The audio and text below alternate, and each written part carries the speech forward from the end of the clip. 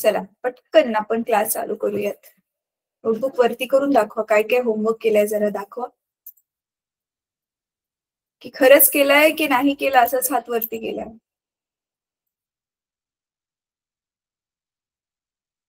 Okay ठीक आहे. चला तर कंटिन्यू करूयात मुलांनो क्लास. कोण सांगेल बरं अनम्यूट करून पटकन की गेल्या क्लासमध्ये आपण काय बघितलेलं? फक्त एका वाक्यात एका शब्दात सांगितलं तरी पण चालेल. कोण सांगेल गेल्या क्लासमध्ये आपण काय बघितलेलं होतं, काय काय केलं?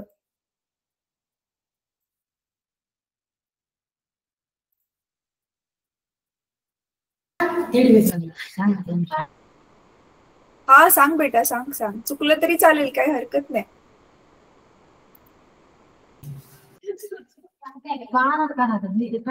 प्रकाशाच्या किरण मॅडम. हा प्रकाशाची किरण. पण ती प्रकाशाची किरण कुठे पडलेली, काय झालेलं, काय आठवतंय? आरशावर मॅडम. हा आपण गोलीय आरशांच्या संबंधितच्या त्यांच्या संज्ञा स्थिती केलेल्या होत्या, आठवते? तेच तुम्हाला लिहायला पण तेच सांगितलेलं होतं. वक्रता केंद्र काय असतं, वक्रता त्रिज्या काय असते, मुख्य अक्ष काय असतो, हे सगळं बघितलेलं आठवते तुम्हाला? अच्छा गुड.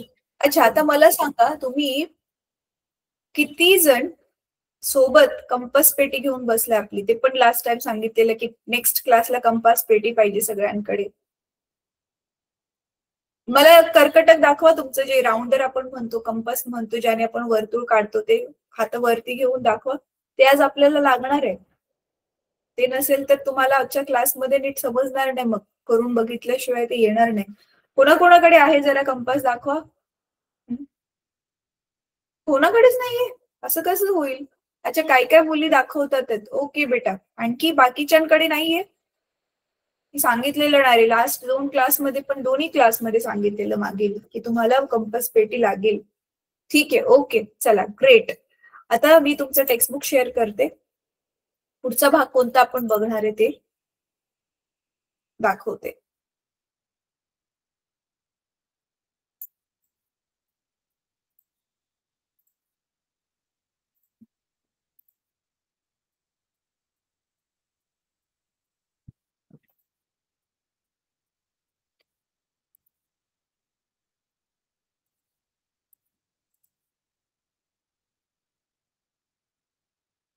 बघा हे प्रकाशाचे 11वा धडा आपण चालू केलेला होता, प्रकाशाचे परावर्तन. ठीक आहे, तर पुढचा भाग बघूयात आपण.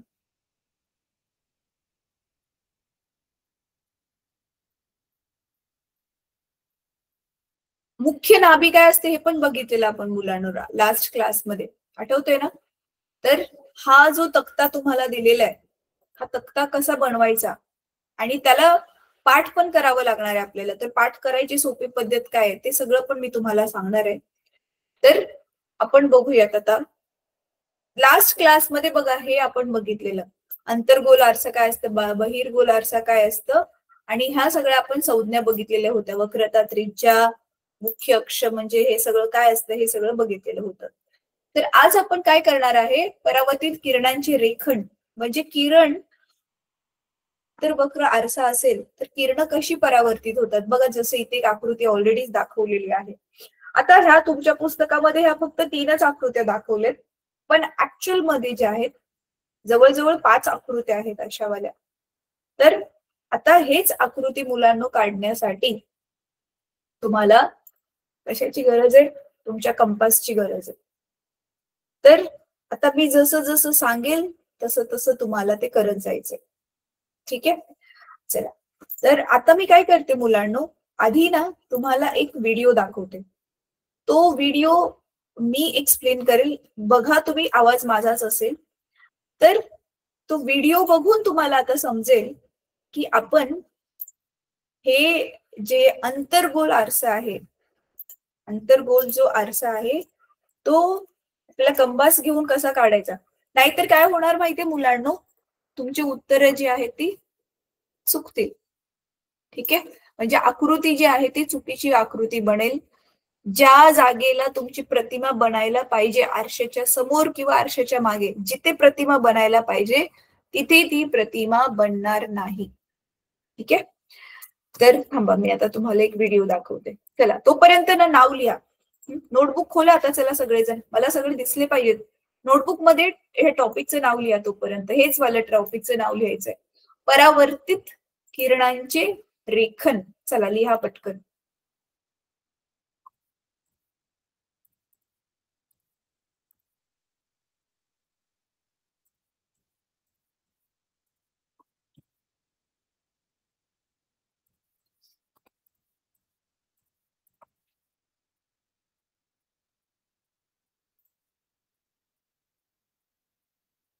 लिहिलं?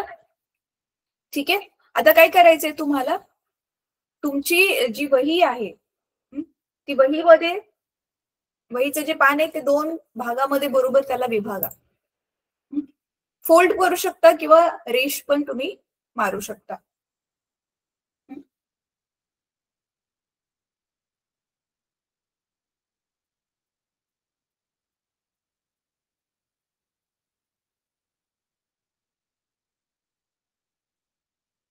चला, तर आता मी काय करणार आहे मुलांनो, मी जसं तुम्हाला ना माझा एक व्हाईट बोर्ड आहे तो दाखवते आणि त्याच्यावरती मी जसं सांगेल तसं करायचंय.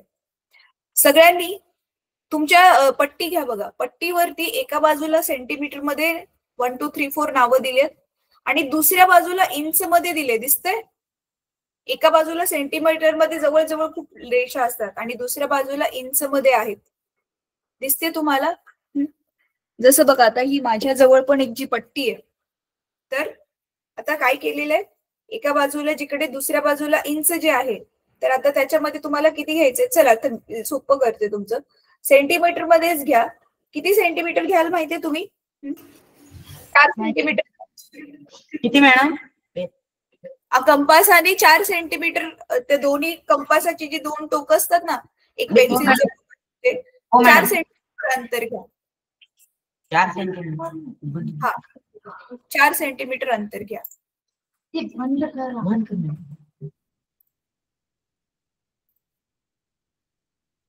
घेतलं 4 सेंटीमीटर अंतर. आता काय करा, तुमची वही जी आहे, तुम्ही जिथे टॉपिकचं नाव लिहिलं ना, त्याच्या 3-4 लाईनी खाली आडवी लाईन काढा. म्हणजे तुम्हाला मुख्य अक्षर, साधी आडवी लाईन काढायची.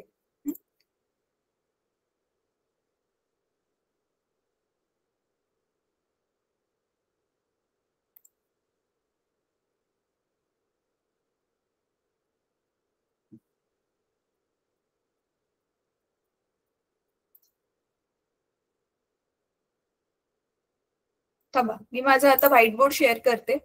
मी जसं करते तसं करत जायचं मुलांना. बघा, सिम्पल आहे.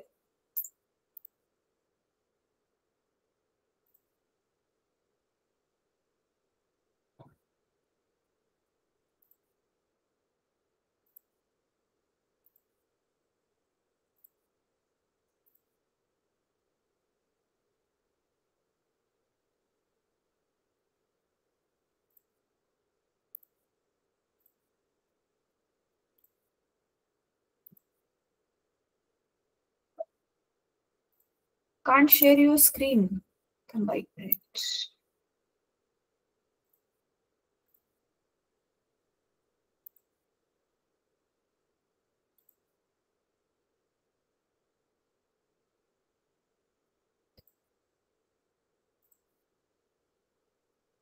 एक मिनिट मुलांना, एक मिनिट. अच्छा, आता त्याच्यावरती नाव लिहा. म्हणजे वरती जे नाव लिहिलेलं ना, एका बाजूला नाव, वहीला 2 भिशामध्ये तुम्ही विभागले. एका बाजूला नाव लिहा अंतर्गोल आरसा आणि दुसऱ्या बाजूला नाव लिहा बहिर्गोल आरसा.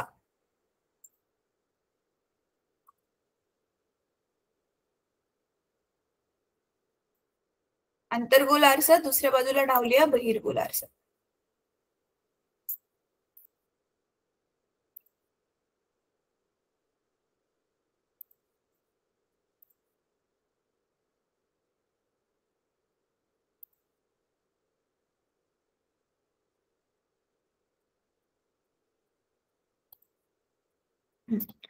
आता माझा फळा दिसतोय सगळ्यांना?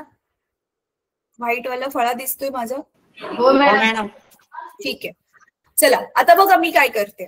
मी जसं जसं करेल तसं करायचं तुम्हाला. इझी आहे मुलांना, काही अवघड नाही. हो मॅडम. बघा आता समजा हे तुमचं वहीचं पान आहे. घेते मी.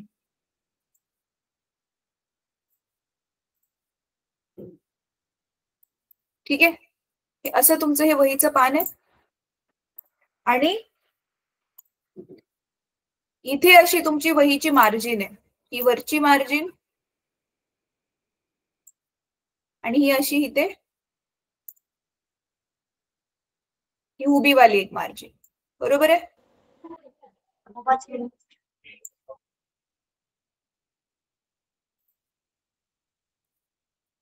आता तुम्ही काय केलं? वहीचे इथे आता 2 भाग केलेत. बरोबर आहे? म्हणजे ह्या पानाचे 2 भाग केलेत. हे असे 2 भाग केले तुम्ही. आता इथे बघा मी काय करते.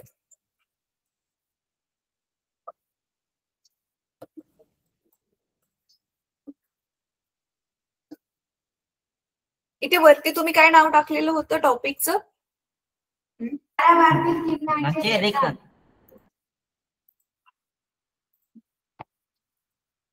हा, तुम्ही टॉपिकचं नाव काय टाकलेलं होतं जे मी सांगितलं? परावर्तित किरणांचे रेखन लिहिलेलं होतं इथे वरती. ठीक आहे. हा, तर इथे हे परावर्तित किरणांचे लेखन लिहिलं. इकडे ह्या बाजूला मी काय सांगितलेलं तुम्हाला लिहायचंय? अंतर्गोल आरसा है ना. इथे अंतर्गोल आरसा आणि इथे बहिर्गोल आरसा. ठीक आहे. असं 2 नावं लिहिली. आता पुढे बघा मुलांनो, नीट बघा आता मी काय करते. तसं सेम टू सेम तुम्ही केलं ना, तुमच्या सगळ्या आकृत्या बरोबर येणार. ठीक आहे. आता आपण इथे काय करतोय बघा. आता ही तुमच्या वहीच्या अशा आडव्या रेषा आहेत. बरोबर. आता ह्या वहीच्या ज्या आडव्या रेषा आहेत ना मुलांनो, तर आता तुम्हाला बघा काय करायचंय. एक वरती इथे ना 3 रेषा सोडा.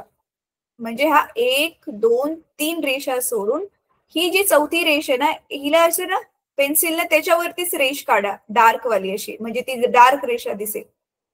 चला काढा बरं. मगाशी काढली असेल तर तीच वापरली तरी चालेल. ठीक आहे. आता तुम्ही काय केलंय, हे जे आता तुमचं असं हे कर्कटक आहे, ह्याच्यामध्ये किती अंतर घेतलेले? 4 सेंटीमीटर अंतर घेतले. हो मॅडम. राईट. तर मग आता काय करा बघा, नीट बघा मुलांनो. इथे एक बिंदू काढा. बिंदू काढा पेन्सिलने, त्याला डार्क करा आणि ह्याला नाव द्या सी. दिलं नाव. आता काय करा, कर्कटकला इथे ठेवा. कर्कटकचं ते टोकवालं जे आहे ना, ते टोचणारं टोक इथे ठेवा आणि पेन्सिलने, नीट ऐका, पेन्सिलने ही आपली जी मधली लाईन आहे त्या मधल्या लाईन पासून वरती 2 लाईन आणि खालती 2 लाईन टच होईल असा कंस काढा. काढला? आपली मधली जी लाईन आहे त्याच्या वरती 2 रेषा आणि खाली 2 रेषा टच होतील अशी लाईन काढा. किंवा 3-3 काढल्या तरी चालेल. जर तुम्हाला आकृती खूप छोटी वाटत असेल तर तुम्ही 3-3 पण काढू शकता. तर बघा मी जसं इथे आता वाढवतो हिला, हे असं 3 पण काढू शकता तुम्ही.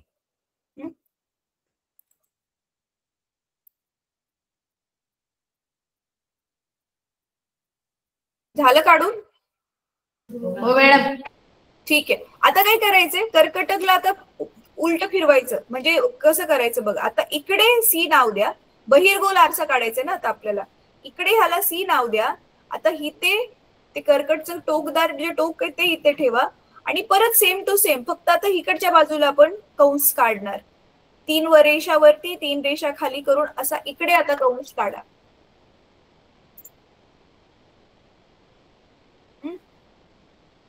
हा, फक्त इथे लक्ष ठेवा मुलांनो, माझ्याकडे कमी जागा होती. हा इकडचा जो कंस काढताय ना, तर ही जी आपली मधली रेषा आहे ना आणि हा वाला कंस आहे, ह्याच्यामध्ये जरा थोडं अंतर राहील किरण काढायला, कारण इथे माझ्याकडे अंतरच नाही राहिले ते किरण काढण्यासाठी.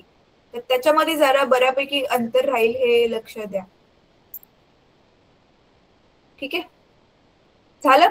आता पुढे हे बघा, अंतर्गोल आरशाला आपण काय करतो, मागून पेंटिंग करतो ना, म्हणून हे असं करायचंय. हे अशा डॅश डॅश लाईन दाखवायचे, ह्याच्या मागच्या बाजूला दाखवायचे आणि ह्याच्यामध्ये ह्याच्या आतल्या बाजूला दाखवायचे, हे असे. ठीक आहे, तर हात बनला आपला अंतर्गोल आरसा आणि इकडचा बनला बहिर्गोल आरसा. पुढे आता काय करायचंय, पट्टी घ्या मुलांनो. हे बघा इथे ही लाईन जे कंसाला टच करते ह्याला काय नाव द्यायचे, पी. हे दोघांचे पण पी नाव देणार आपण. आणि बघा सीपी मधलं अंतर पट्टीने मोजा.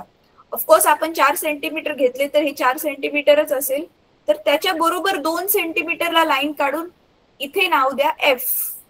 इथे पण सेम टू सेम, हे पी आणि सी मधलं बरोबर मध्यबिंदू जिथे येतोय 2 सेंटीमीटरवर ह्याला नाव द्या एफ.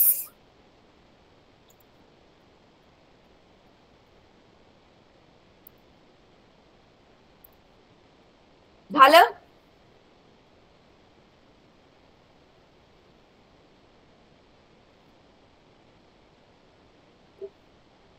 पी आणि सी च्या मध्ये एफ 2 सेंटीमीटर अंतरावर.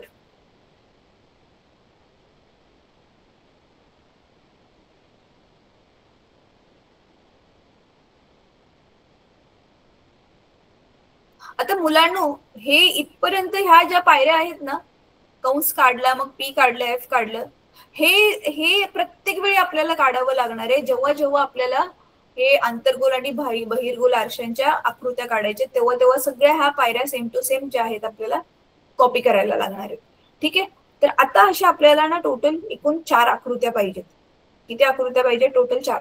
तर एक एक करून आपण काढणार आहे. तर आता चला पहिली वाली आकृती आपण कंप्लीट करूया. तर आता ह्याच्यामध्ये काय होतंय, हा दाखव बेटा, दाखव मी पाहते. ओके,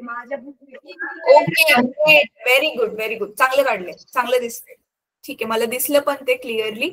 आता बघा काय आहे, तर आपण हे नियम शिकतोय. काय नियम शिकतोय माहितीये? आपला जो नॉर्मल सपाट आरसा असतो मुलांनो, सपाट आरशासाठी आपण बघितलेलं आहे, सपाट आरशाच्या समोर आपल्याला ऑलरेडी माहितीये, सपाट आरशाच्या समोर वस्तू कुठे पण ठेवली, इथे ठेवली, इथे ठेवली, तर सेमच अंतरावर आरशामध्ये पण प्रतिमा बनणार आहे.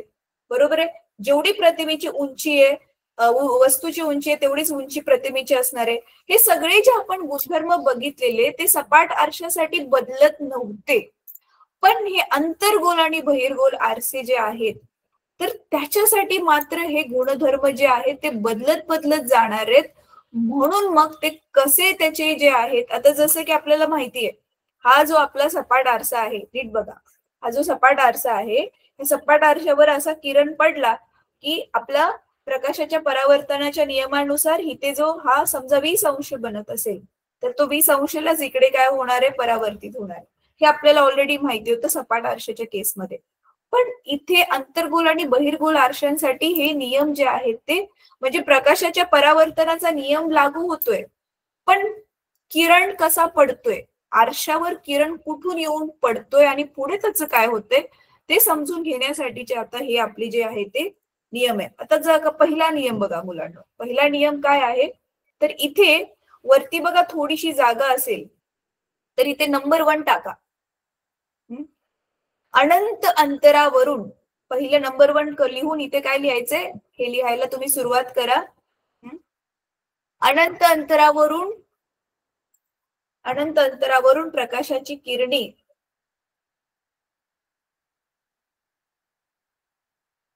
अनंत अंतरावरून प्रकाशाची किरणे मुख्य अक्षाला समांतर पडली असता. अनंत अंतरावरून प्रकाशाची किरणे मुख्य अक्षाला समांतर पडली असता, म्हणजे आरशावरती ती किरण पडतात ती अनंत अंतरावरून आलेली आहे, जशी की सूर्याची किरण, आणि ती कशी पडतात आरशावर, एकदम सरळ. बघा आता मी आकृती काढून दाखवते मी म्हणजे काय म्हणते नक्की. तर समजा इथे आपला सूर्य आहे एकदम अनंत अंतरावर, म्हणून बघा काय केले मी, त्याला पेपराच्या बाहेर दाखवले. हा निळावाला माझा पेपर आहे ना, त्याच्या बाहेर दाखवले. आता ह्या सूर्यावरून ही अशी जी आहे ती समजा इथे बघा प्रकाशाची किरणं इथे येऊन अशी पडतात आणि तुम्ही बघताय हे आपलं काय आहे, मुख्य अक्ष आहे ना, तर त्या मुख्य अक्षाला ती किरणं काय समांतर आहेत. मग आता नियम काय सांगतो मुलांनो, जर अशी ती किरण जर समांतर पडली तर काय होतं, ही किरण जी आहे ती महागारी वळणार आहेत ऑब्व्हियसली, कारण हा आपला जो आहे तो आरसा आहे. आरशावरती प्रकाशाचं परावर्तनच होतं. मग ही किरण मागच्या दिशेला वळणार आहेत, पण ती नक्की कुठून वळतील त्याचा काय नियम आहे की ती किरण जी आहेत ती अशी वळतात. म्हणजे ते जे प्रकाशाचं किरण आहे हे असं मुख्य नाभीमधून बाहेर पडतात. हे बघा अशी, हे अशी मुख्य नाभीमधून. आता माझ्याकडे मुलांना पट्टी नाहीये ना, म्हणून ना माझ्या रेषा थोड्या वाकड्या तिकडे येतात, पण तुम्ही स्केल घेऊन व्यवस्थित काढायचंय. ठीक आहे, थांबा तरी पण गडबडच झाली.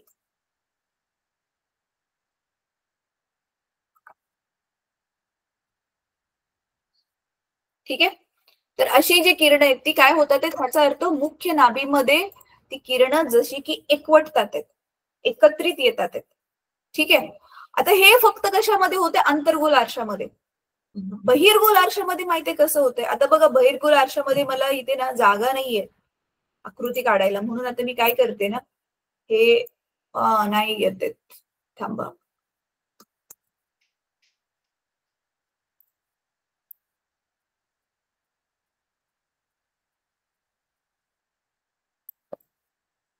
ठीक आहे, मी इकडे वेगळी काढते आकृती. आता बहिर्गोल आरशामध्ये काय करायचंय तुम्हाला, तर हा आपला आरसा आहे.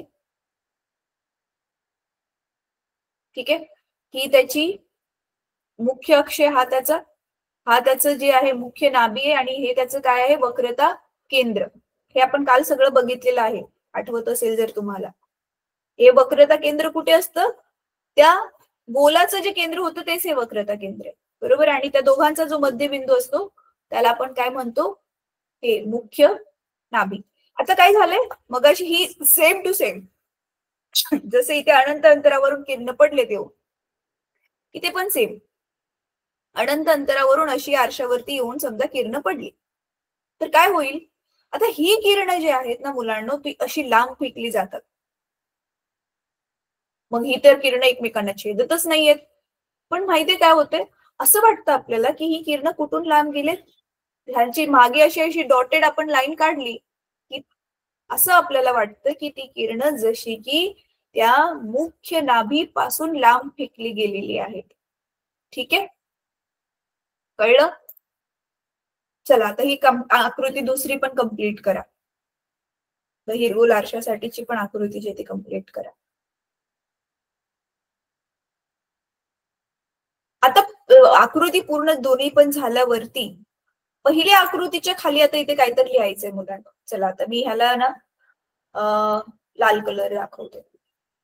काय लिहायचंय पहिल्या आकृतीच्या खाली आपल्याला, इथे काय लिहिणार आपण ह्या आकृतीच्या खाली, इथे काय लिहायचंय माहितीये, या आकृतीचे जे काय आहेत आपण गुणधर्म लिहितोय, कशी प्रतिमा बनते ना त्याचे आपण काय लिहितोय, गुणधर्म लिहितोय, किंवा ती प्रकाशाच्या किरणांचं काय होतंय ते लिहितोय. तर लिहा त्याच्यामध्ये पहिल्या आकृतीच्या खाली लिहा मुलांनो, परावर्तित किरणे. परावर्तित किरणे लिहा लिहा, चला लिहा सगळेजण. परावर्तित किरणे नाभीतून मॅडम बेटा, अरे पहिल्या आकृतीच्या खाली बघ ना, स्क्रीनवर दाखवले ना, पहिली आकृती ना अंतर्गोल आरशाची, बघ गुणधर्म लिहिले लाल रंगाने, तिथेच लिहायचं. परावर्तित किरणे मुख्य नाभीतून जातात.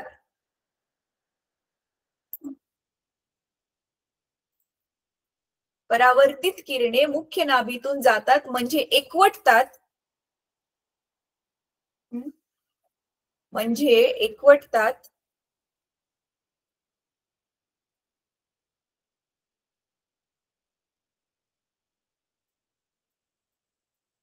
म्हणून. मॅडम अजून एकदा सांगा ना. परावर्तित किरणे मुख्य नाभीतून जातात म्हणून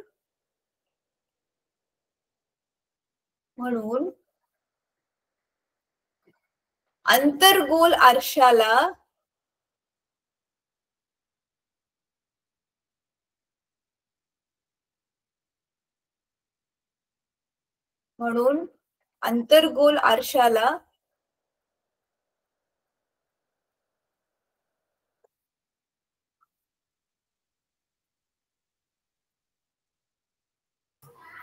झाला मॅडम.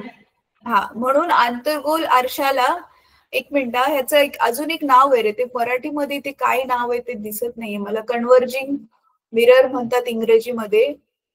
केंद्र सगळ्या बिंदूंना एकवटणारा. थांबा जरा, मिळते का बघते.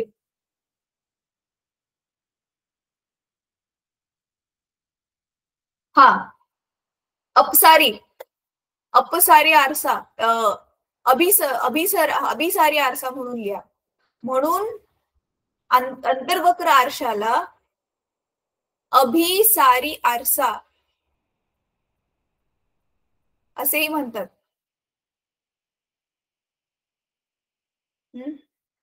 अभिसारी आरसा असेही म्हणतात. हा, मिळालं. अभिसारी आरसा असेही म्हणतात, अभिसारी आरसा असेही म्हणतात. ठीक आहे. आता दुसऱ्या आकृतीच्या खाली परावर्तित किरणे. दुसऱ्या आकृतीच्या खाली मुलांनो, बहिर्गोल आरशाच्या तिकडे परावर्तित किरणे मुख्य नाभीपासून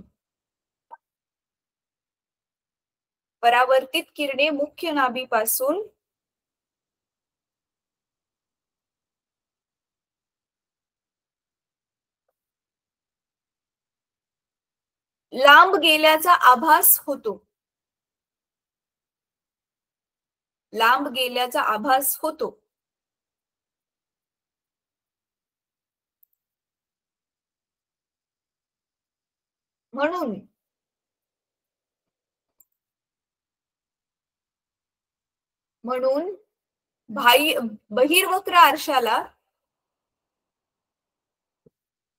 म्हणून बहिर्वक्र आरशाला अपसारी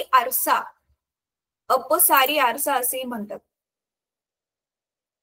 पहिला काय आहे, अभिसारी, आणि दुसरा काय आहे, अपसारी. म्हणून बहिर्गोल आरशाला अपसारी आरसा असेही म्हणतात. ठीक आहे. अच्छा, आता मुलांनो हे लिहून झाल्यावर ना तुम्ही फटाफट आता ना पुढच्या आकृत्या माझ्या बरोबर काढायच्या. ठीक आहे. आता बाकीच्या आकृत्यांसाठी काय लिहायचं आहे ना ते तुम्ही पुस्तकामध्ये मी तुम्हाला सांगेन, पण बाकी आता तुम्ही नियम समजून घ्या. ठीक आहे. तर एक आता पहिली कंडिशन काय होती, ही जी आपली प्रकाशाची जी किरण होती ती कशी येत होती. आता मी ह्याला सगळ्याला बुजवते. हा मुलांना थांबा. आता प्रकाशाची किरण काय होत होती, अनंत अंतरावरून येत होती आणि सरळ सरळ पडलेत आरशावरती. बरोबर आहे. आता इथे बघा, तर आता हे जे माझे, परत मी काय केलं, आंतरगोल आरसा घेतला आणि हा बहिर्गोल आरसा घेतला. आता दुसरी केस काय आहे, समजा प्रकाशाची किरण जी आहे ती सरळ सरळ नाही पडत आहेत, मग कशी पडतात आहेत. आता बघा, प्रकाशाची किरण आता सपोज असा पडतोय, कसा, वाकडा पडलाय, आणि तो किरण जो आहे तो असा ह्या मुख्य नाभीमधून चाललाय. इथे पण आता इथे मुख्य नाभीमधून तर नाही जाऊ शकत, पण अशा दिशेला पडलाय की त्याला जर मागच्या दिशेला आपण वाढवलं तर असं वाटेल की तो मुख्य नाभीच्याच दिशेने पडलाय. म्हणजे मुख्य नाभीतून जात नाहीये, पण मुख्य नाभीच्या दिशेतून पडलाय. तर असं असेल मुलांनो, हा पडलेला प्रकाशाचा किरण आहे. तर मग नियम काय सांगतो की हा कुठे परावर्तित होणार, तर तुम्हाला माहितीये हा असा परावर्तित होणार. म्हणजे पडलाय वाकडा, पण परावर्तित होताना असा जो तो काय आहे, सरळ बनेल. म्हणजे काय होईल, हा जो आपला मुख्य अक्ष होता, पी ह्याला नाव देऊयात. नाही, पी नको नाव द्यायला, ह्याला आपण नॉर्मली एक्स हे देऊयात, एक्स डॅश एक्स नाव देऊयात, कारण पी आपला इथे ना पोल आहे तो. तर असे परावर्तित होतात बघा. म्हणजे काय होणार आहे, हा असा इथे परावर्तित होईल सरळ रेषेमध्ये. कळते, म्हणजे वाकडा पडलाय पण परावर्तित मात्र सरळ रेषेमध्ये होणार आहे. चला आता ही वाली आकृती काढा. मग इथे तुम्ही काय लिहिणार, मी पटपट लिहून काढते. इथे काय लिहिते, मी शॉर्ट मध्ये लिहिते मुलांनो, परावर्तित किरण, म्हणून मी ह्याला लिहिते पकी. ठीक आहे. परावर्तित किरण मुख्य अक्षाला समांतर असतो. दोघांना पण हेच लिहायचंय, परावर्तित किरण मुख्य अक्षास समांतर असतो. ठीक आहे. दोघांसाठी पण सेम टू सेमच आहे. तर दोघांच्या खाली पण सेम टू सेम लिहा. एक कळते तुम्हाला काय चाललंय? आपण नियम बघतोय की आरशावर असा किरण पडला तर कुठे परावर्तित होईल, सरळ पडला तर कुठल्या दिशेला परावर्तित होईल, म्हणजे येणारा किरण कसा आहे त्याच्यावरती तो माघारी फिरताना त्याची दिशा काय असेल त्याचे नियम बघतोय. ठीक आहे, तर हा झाला दुसरी गोष्ट. चला आता तिसरा नियम. तर ही अच्छा इथे वरती ना दुसऱ्याचे सॉरी मी वरती ना हे लिहायलाच सांगितलं नाही तुम्हाला. इथे नंबर 2 टाका मुलांनो. आणि इथे काय लिहिणार आहे वरती हेडिंग काय लिहिणार तुम्ही? किरण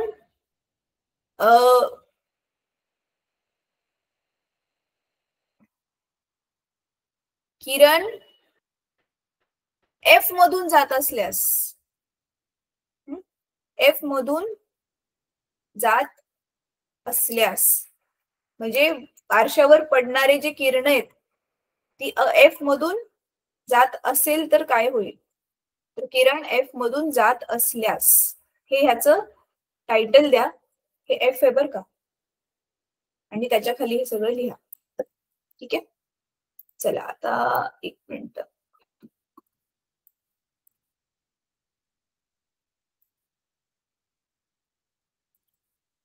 परत आता तिसरी केस, की तुम्ही दुसरी ड्रॉ करा तोपर्यंत मी तिसरी काढते. तिसऱ्या केसमध्ये काय आहे? परत आता आपण काय करणार आहे हे तुम्ही हे मगाशी कंपासाने काढलेले तसंच काढायचं बरं का मुलांना. तर हे आपण काय केलं, हे आपला अंतर्गोल आरसा काढला, हा बहिर्गोल आरसा काढला. हे मुख्य अक्ष काढून हे कंस बनवायचा आणि त्याचे जे आहे फोकस म्हणजे मुख्य नाभी, वक्रता केंद्र, परत इथे मुख्य नाभी आणि इकडचं वक्रता केंद्र. तर ह्या तर पायऱ्या समानच आहेत. आता तिसरी केस आहे मुलांना काय माहितीये, किरण आता जो आहे ना तो सी मधून चाललाय. आता जो पडणारा किरण आहे तो कशामधून चालला आहे? सी मधून. हे जात असल्यास तुम्ही स्वतः आता लिहा. किरण सी मधून जात असल्यास, तर सी मधून जात असेल तर म्हणजे बघा पडणारा किरण कसा पडतोय आता, असा पडतोय मुलांना. इकडे पण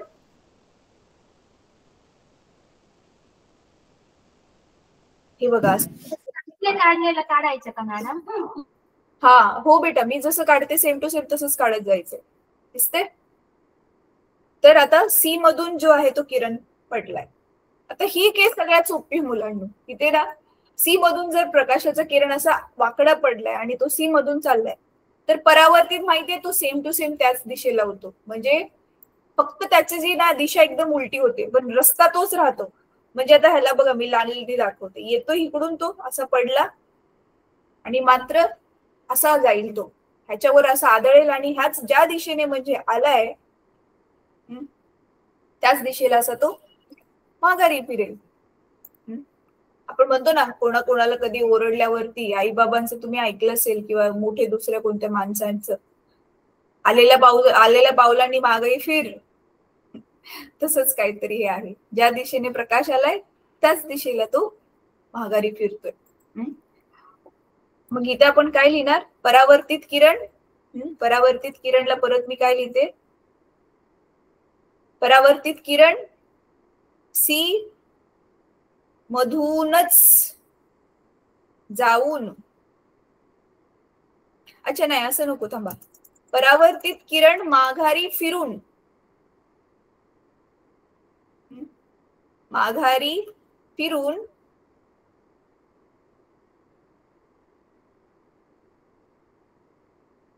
परावर्तित किरण माघारी फिरून सी मधूनच जातो. सी मधूनच जातो. ठीक आहे. तर हे 3 नियम आपण वापरून आकृत्या काढणार आहोत पुढे जाऊन. म्हणजे पुढच्या क्लासला सगळ्यांनी कंपास घेऊन बसायचं. बघा आज ज्यांच्याकडे कंपास नव्हतं त्यांना दुसरीकडे मागा नाही तर दुसऱ्याचं होईपर्यंत वाट बघा हे सगळं करावं लागलं ना. तर परावर्तित किरण माघारी फिरून सी मधूनच जातो. इझी आहे. ठीक आहे.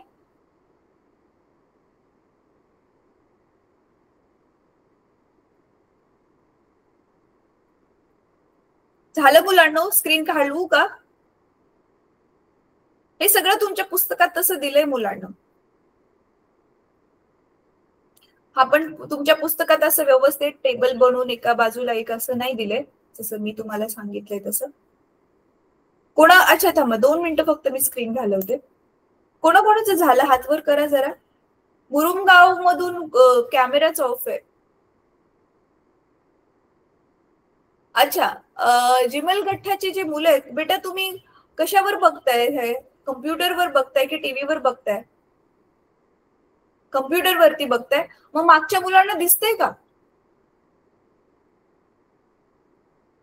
मुलांना मागच्या मुलांना तर दिसतच नसेल मग तर.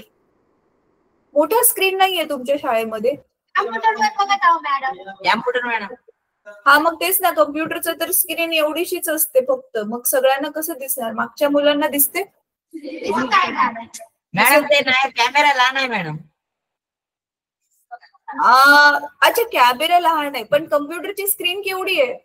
मॅडम मोठी आहे मॅडम. मोठी आहे ना? ओके ओके ग्रेट, ठीक आहे. म्हणजे सगळ्यांना दिसते. मागच्या मुलांना दिसते? हातवर करा मुलांना मागच्या मुलांनी. ओके ओके ग्रेट, ठीक आहे, चांगली गोष्ट आहे. अच्छा चला, मला आता वहीवर करून आकृत्या दाखवा तुम्ही ज्या काढल्या.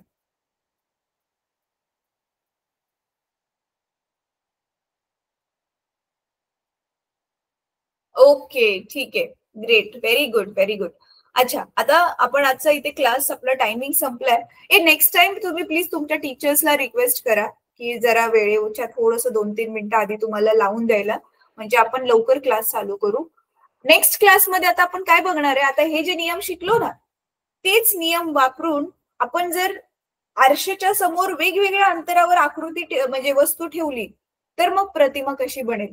तुम्ही बघा मुलांनो, काय काय ठिकाणी आधी असं गेलं असाल तर काही ठिकाणी आपली जी प्रतिमा एकदम मोठी दिसते, कधी माणूस जाडा दिसतो, बारीक माणूस जाडा दिसतो, कधी जाडा माणूस बारीक दिसतो, कधी एकदम लांबट दिसतो. असे जे वेगवेगळे आरसे असतात ना, त्यात प्रतिमा कशी बनवतात हेच आपण शिकतोय. ठीक आहे, तर नेक्स्ट क्लासमध्ये पण सगळ्यांनी हे कंपस, स्केल, पेन्सिल सगळं घेऊन बसायचंय. ठीक आहे, चला. अच्छा, आता आजचा होमवर्क काय आहे? आजचा होमवर्क काय आहे? आंतरगोल आरसे आणि बहिर्गोल आरसे असतात ना, आपण ऑलरेडी वापरतोय, माहितीये तुम्हाला. आपल्या दैनंदिन जीवनामध्ये थोडं कमी वापरतो पण नेहमी वापरतोय आपण त्यांना. तर त्या आरशांचे आपल्या दैनंदिन जीवनामध्ये उपयोग काय आहेत, कुठे कुठे वापरतोय ते जरा लिहून काढायचंय माहिती काढून. ठीक आहे, लिहा, प्रश्न लिहा आजच्या होमवर्कचा. अंतर्गोल व बहिर्गोल आरशांचे उपयोग लिहा. चला, आजचा होमवर्कचा प्रश्न लिहा. अंतर्गोल व बहिर्गोल आरशांचे उपयोग लिहा. मॅडम अजून एकदा सांगा, ऐकून येत. अंतर्गोल व बहिर्गोल आरशांचे उपयोग लिहा. अंतर्गोल व बहिर्गोल आरशांचे उपयोग लिहा. प्रत्येक आरशाचे कमीत कमी 3-3 उपयोग लिहा बरं का. असं नाही एक एकच लिहिलं आणि सोडून दिलं. 3-3 उपयोग पक्का लिहा. ठीक आहे, चला. आता आपला पुढच्या आठवड्यामध्ये क्लास असेल तर सॅटर्डे संडेला ज्यावेळी तुम्हाला वेळ असतो, सुट्टी असते, एकदा वाचून काढा धडा की आपण काय काय शिकलोय ह्या धड्यामध्ये. मॅडम पूर्ण हा धडा हा खूप महत्वाचा आहे. हा चला, बाय मुलांनो. बाय.